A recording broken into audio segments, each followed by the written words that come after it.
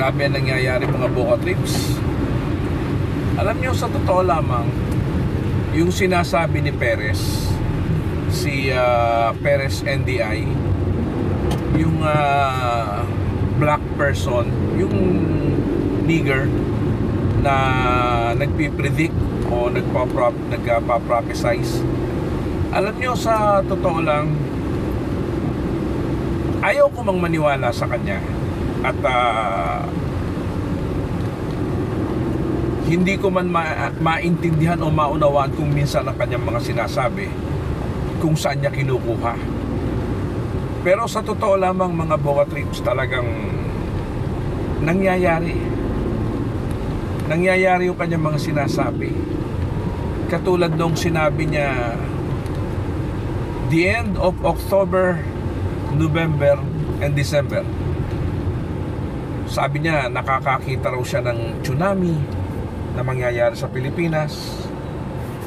Sabi rin niya, meron roon siyang nakikita na maraming typhoon. At bukod sa maraming typhoon, may nakikita din daw siya ng mga paglindol pa rin. November and December, God says worst disasters are coming to the Philippines. I saw tsunamis coming to the Philippines. I saw typhoon. I saw typhoon. I saw typhoon coming to the Philippines. And I saw more earthquakes. More earthquakes. More earthquakes. More earthquakes. Very strong earthquakes, huh? This time I saw an earthquake from 8 point. From 8. At hindi lamang lindol, malalakas na lindol. Hindi lamang daw typhoon, malalakas na typhoon. Nakakakita siya ng tsunami na mangyayari sa ating bansa.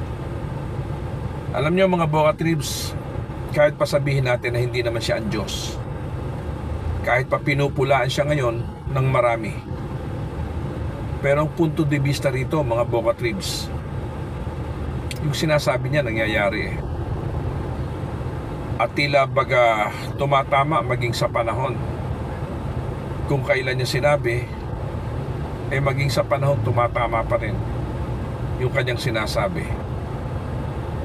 Kaya sa tingin ko do sa puntos na sinasabi niya na dapat na natin pagsisihan tayong mga Pilipino yung ginagawa natin na sobrang paghanga, sobrang pag-idol do sa ating mga iniidolo sa larangan ng relihiyon, sa larangan ng politika, at sa larangan din ng ating paniniwala. Siguro panahon na nga. Siguro kung hindi man siya totoo na siya isang propeta, o hindi man siya totoo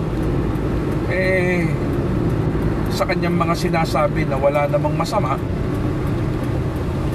hindi naman natin siya dapat kagalitan. At sa tingin ko mga Boka Trips, sa palagay ko lang, huwag tayong maging pusong bato. Siguro tama na rin ang ating sundin kung anong kanya sinasabi, sapagkat wala namang masama kung susundin natin ito. At kung masusunod natin ang kanyang sinasabi, meron pa itong mas magandang magiging bunga sa larangan ng ating relasyon sa ating Panginoon. Itigil na po natin mga Boka Trips ang sobrang idol natin, yung pong sobrang idolatry nating mga Pilipino, na lahat na lamang po ng bagay dito sa lupa ay lagi nating pinaniniwalaan at hindi po yung dapat natin talagang paniwalaan. Kanya mga Boka Trips, sa kanya pong mga tagubilin, wala po ko nakikitang masama. At ang tingin ko po, wala namang masama sa kanyang sinasabi. Tingin ko panahon na po para bigyan natin ng pagkakataon ang tamang paniniwala, ang tamang pananalig sa Diyos, at ang tamang pagkilala sa Kanya.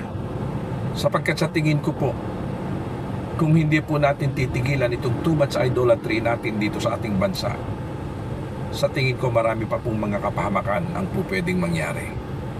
Marami pa pong mga dilubyo at suliranin na po pwedeng mangyari dito sa ating bansa.